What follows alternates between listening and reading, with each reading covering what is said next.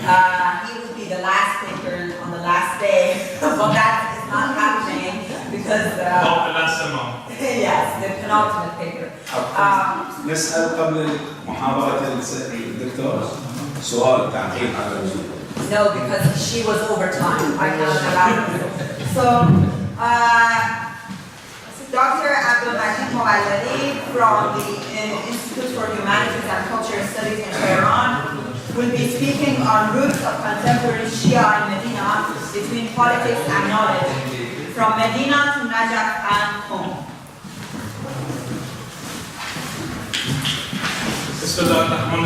Thank you so much for having me. And first, I just want to thank Ranisha Kultur, Atashe, Erdogan, Mujani, or Mr. Mujani, if you like, and the University of Paul, Professor Amirpur, and also Dr. Tawfiqi with her tough controlling job with the dream.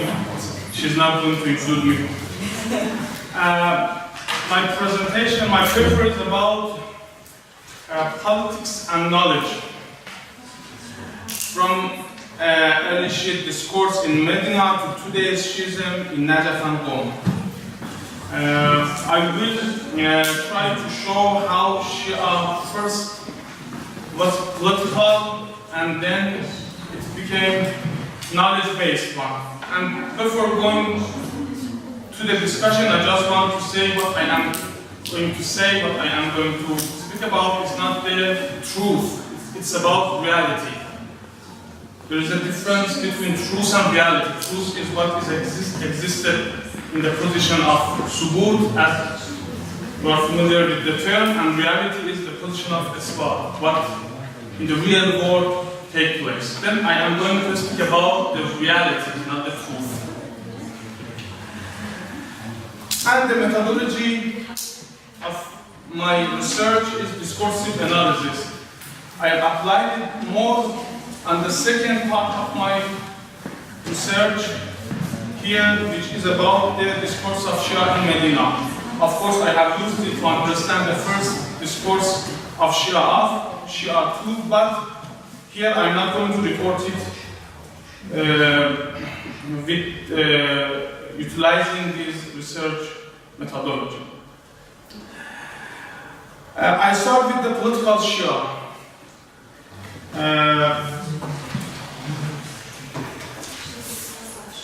And sometimes I read the lines just to make it more clear. The first Shia, which is in the time of three first Imams, Imam Ali alayhi salam, Imam Hassan alayhi salam, and Imam Hussein alayhi salam, I called it the political discourse of Shia.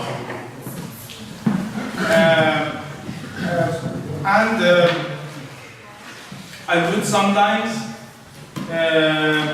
The three first Shia Imams attempted to take part in politics. Their approach was not limited to the community of Shias, but all people in the growing Islamic empire. Each of the three first Imams, in accordance with the circumstances of their time, pursued this goal. Imam Ali established the government, had a reformist approach to the experience of the caliphate before him.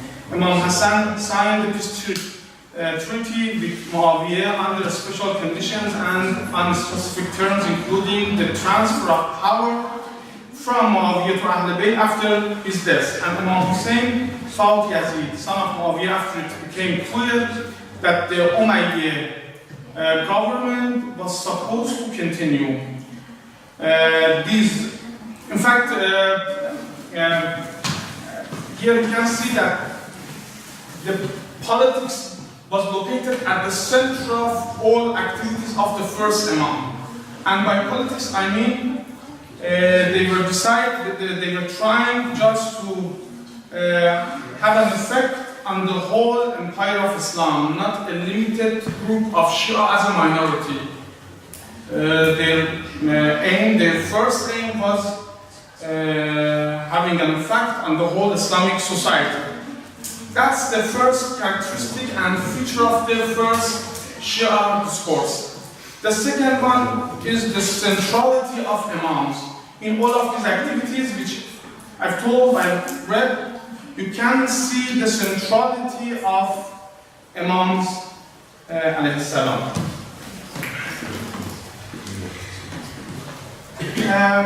But the tragedy of Karbala was an attack to these two pillars of the first Shia.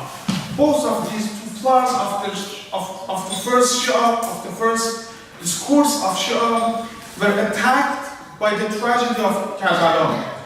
Karbala, as it's clear, the Imam of Shia, Imam Hussein, was targeted, and in fact, we see the martyrdom of Imam Hussein alayhi salam, a great martyrdom. And another thing is that Shia found itself in a place with an obstacle in position to be more political. The political activism of Shia, in fact, have a problem in front of it, found a problem in front of it. And when we consider Karbala as an action, then we have to speak about the reaction. What was the reaction? The reaction was a variety of different revenge movements. And I want to read just some parts. Some Shiite movements whose primary purpose was revenge quickly emerged. These movements tried to eliminate the rule of Yazid, a great and far-reaching goal that the forces and the strengths of these movements were not enough to achieve. For this reason, it can be claimed the strong desire for revenge was itself an existential threat to Shia. It was quite possible that forced by Shiite movements to eliminate enemies had a reversal effect, and as a result of the struggle, would concentrate more violence toward the Shiites. The problem was that these movements themselves became a problem for Shia. These movements decided to do something important, but their strengths, their power were not enough. And that's the turning point from the first Shia discourse to the second Shia discourse. That's the time that we go to see a shift.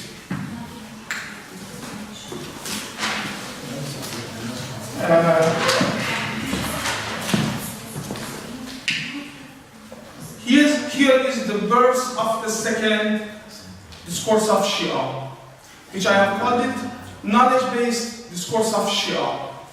It has, before speaking about it, I just want to briefly speak about the condition, the political condition of the time. It's the time of change from Bani Umayyads to Abbasis. So it's a very important period of time. In this period of time, we see Abbasis are using the slogans of Shia in their fighting with Umayyads. And it was so risky to be a Shia. It was a politically very hard and harsh time for Shia to present themselves because of this political important change around them in the atmosphere. The second discourse of Shia, I will summarize to make it clear. Medina, a discourse for self-identification. The first discourse of Shia at the first Imam was in Kufa and the land of Karbala, as I called. But the second discourse of Shia is a discourse for self-identification, and this self-identification discourse is coming from the city of Medina. It started by the time of Imam Sajjad, and then in the time of an era of Sadiqain alayhim as-salam. I read some lines. In this section of the paper, we make an effort to illustrate another main mode of Shi'a discourse, which is rooted in Imam Sajjad's era and reaches its fullest development in Sadiqain era. namely the mid-8th century and the leadership of Imam Baqir and Imam Sadiq alayhi as-salam.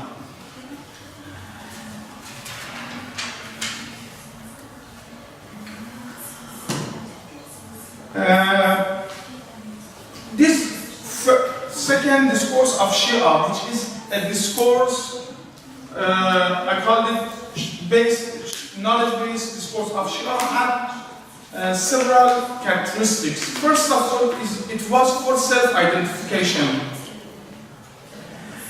And also it was with the aim to make the group of Shia a stable one, to make a religious sect, and to make it possible to stay forever. Because that political mood of Shia was in a position that it was very dangerous for Shia to go forward, to continue with that mood of being Shia. The Shia discourse in Medina provided a sort of Shia theology and jurisprudence by which the meaning of being Shia was defined and reformulated. To do this, it introduced or redefined important concepts like taqiyya, isma, and intizar. The special articulation of these concepts together and around the central and crucial concept of imamah formed a chain of implications and thoughts within the framework of these discourses, that function in a completely different way, comparing with the first Shia. In contrast to the last efforts of the previous discourse of Shia that focused on political activism as a reaction to the tragedy of Karbala, the Shia discourse in Medina was not leading Shia toward the final battle between good and evil, but rather it led Shia toward preparation and readiness for the final battle in the mind of Shias. In fact, it was about systematic thinking and speaking about the problem, not acting and taking real steps toward it. I try to make it more clear.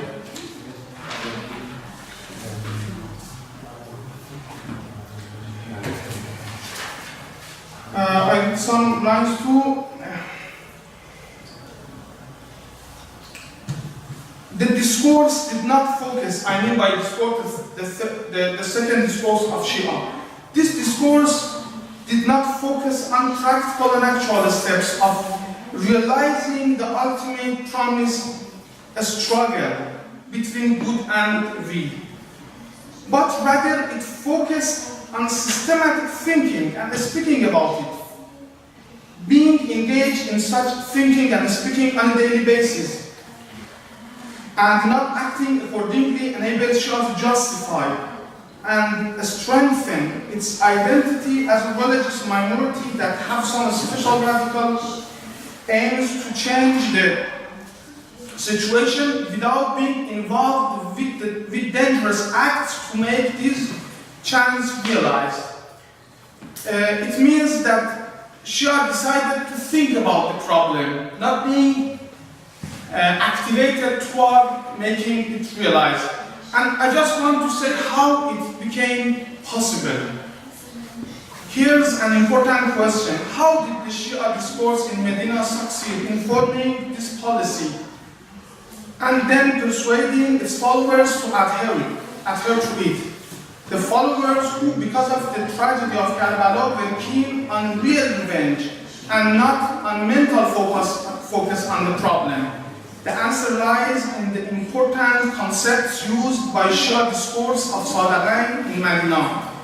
Al-Taqiyya, Isma, Al-Isma, Al-Intizar. Taqiyya or denial of religious belief and practice, Isma, infallibility of imams, and Intizar, waiting for the last imam.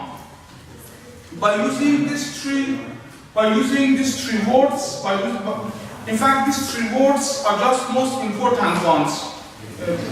You have to see them in different chains. There are many words related to these ones, but by using these terms, words, vocabs, whatever, Shia became able to make a situation in which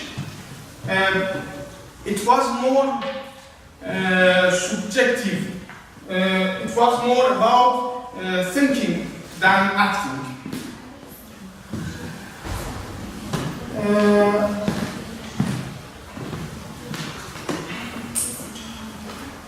By participating in an articulation with the central concept of imamat, these words around the central word of imamat, the most important sign turning, in fact, sign of imamat. They created a unique arrangement that resulted a unique approach in Medina, political quietism of Shia at the time of presence of imams. It can also be defined as practical withdrawal from political affairs along with mental and ideological preparation for political intervention. Then I speak about to illustrate these three important words. Intizar. Intizar means waiting for a promised last imam from the Ahlul Bayt, who is expected to bring justice to the world. According to some hadiths from the Prophet, the name of this great imam is Mahdi, a man who will raise the flag of Islam, again, and will be able to bring back finally the religion of Islam into its right direction. The concept of intizar was formulated within the discourse of Medina in a special way. The tragedy of Karbala had made political activism popular and widespread in Shia. The concept of intizar played a vital role in guiding and channeling this strong tendency in Shiism toward a more subjective and mental approach, rather than an objective and actual approach. According to several hadiths, the advent of Imam Mahdi will lead to the final defeat of enemies of Shia, and after that he will fill the earth with fairness and justice as it was filled with oppression and injustice. Also, according to some other hadiths, the advent of Imam Mahdi was expected at any moment. It means, as a follower of Shia, you should be prepared for that time. The time can come in every moment. Then you have not act, but you have think. In your mind, you have to be prepared, but you should not act. I will explain how it plays a great role in the mentality of Shia even nowadays.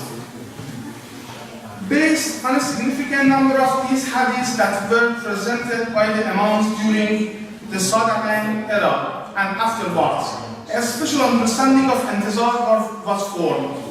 Therefore, the important religious duty of Shiites was defined to stay ready on a daily basis for that great moment.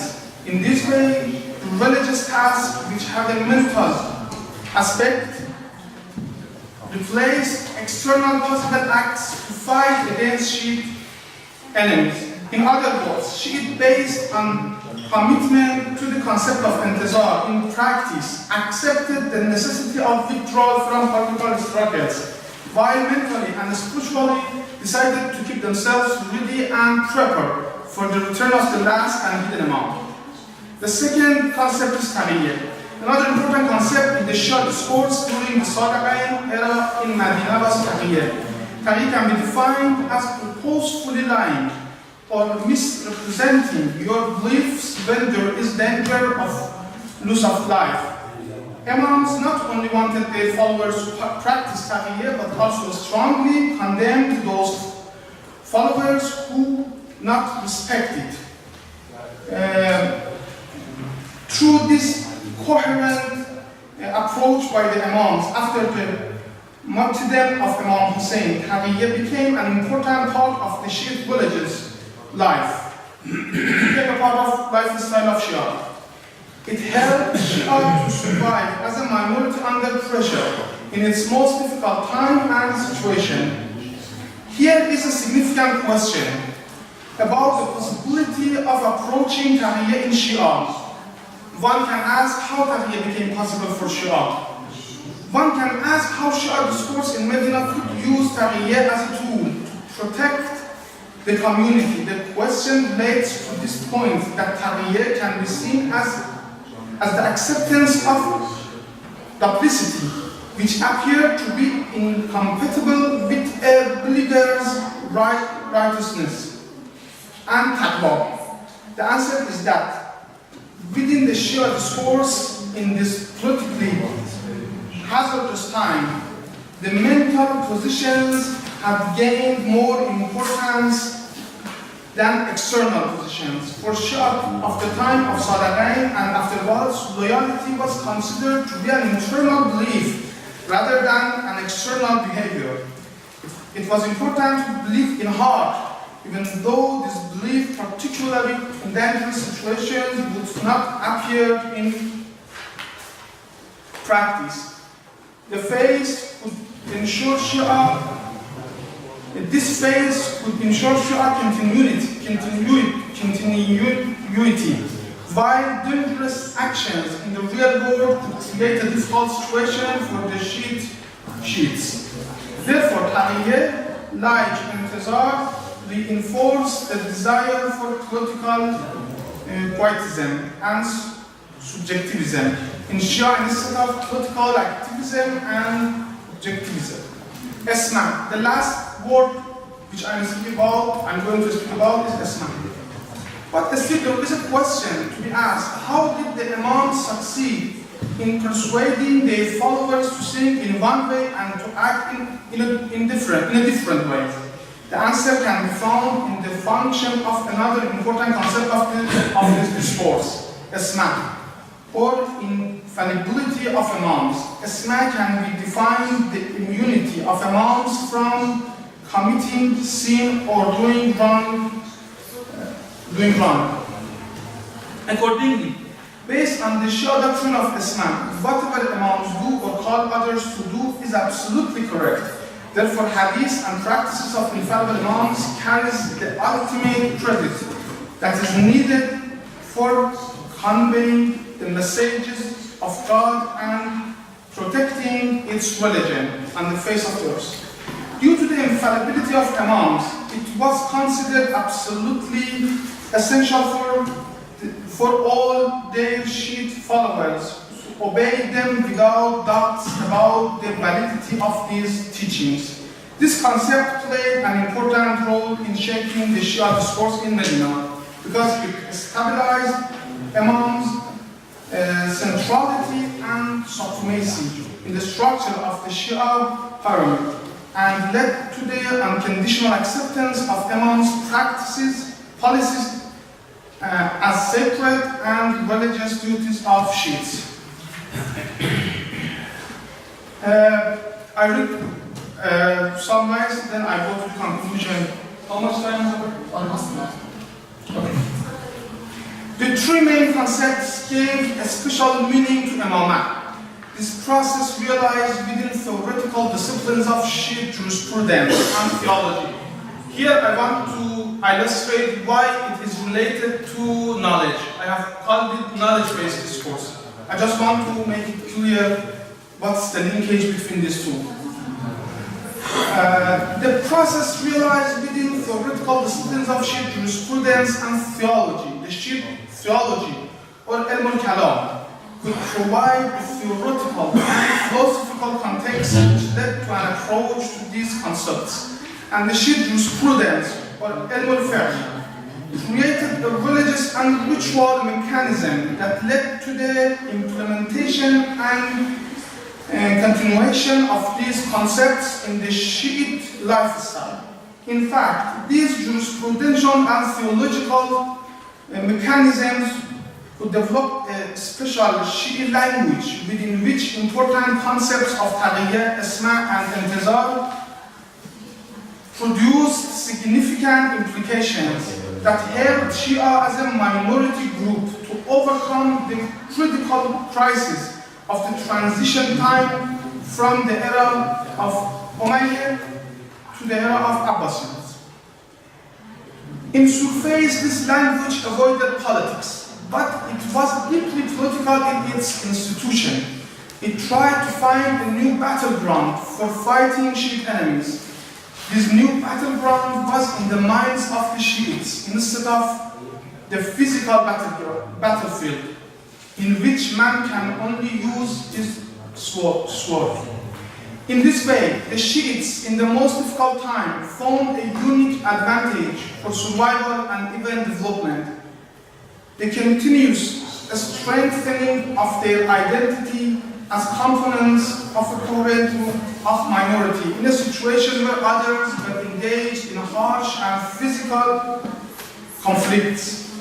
In these frameworks, Shiite knowledge that emerged in the city of Medina and during the time of Sadaqain alayhim salam constructed based on articulation of these notions together and with the centrality of the notion of imamah. It was constructed based on these factors.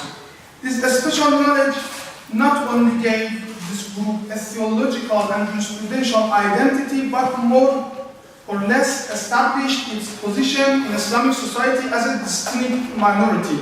In fact, with the spread of theological and jurisprudential achievements of the Shiites during their time of Sadaqain in Medina, a more stable identity for the Shia was formed in the society, and it became possible for it to continue as a religious group.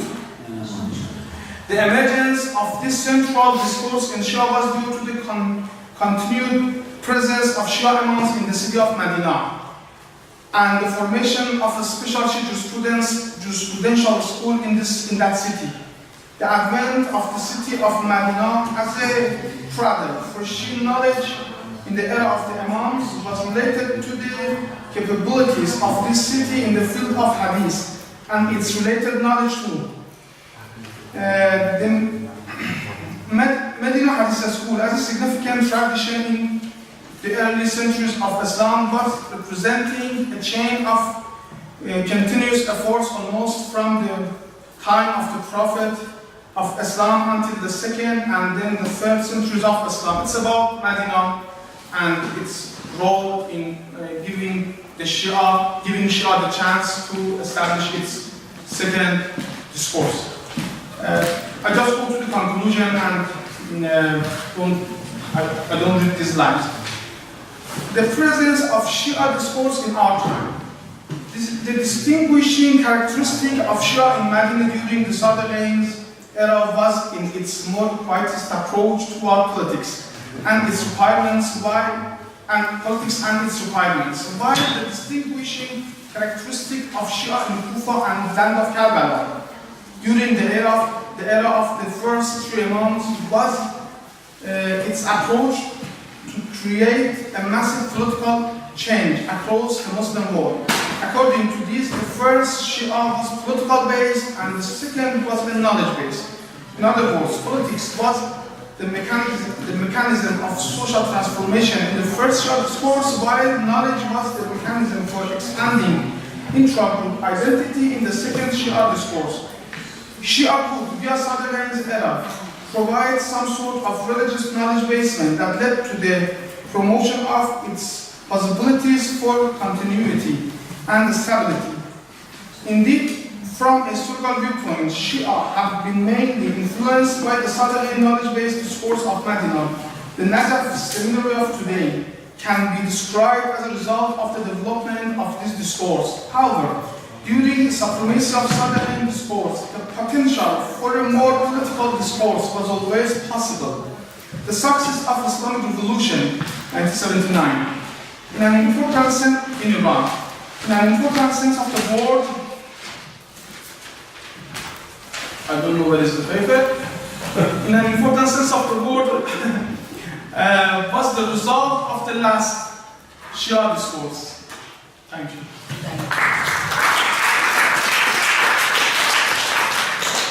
Thank you very much, Dr. Moballeghi. If you take your seats, we will first listen to Mr. Hosseini's speech, and then we will go and take questions for the three speakers.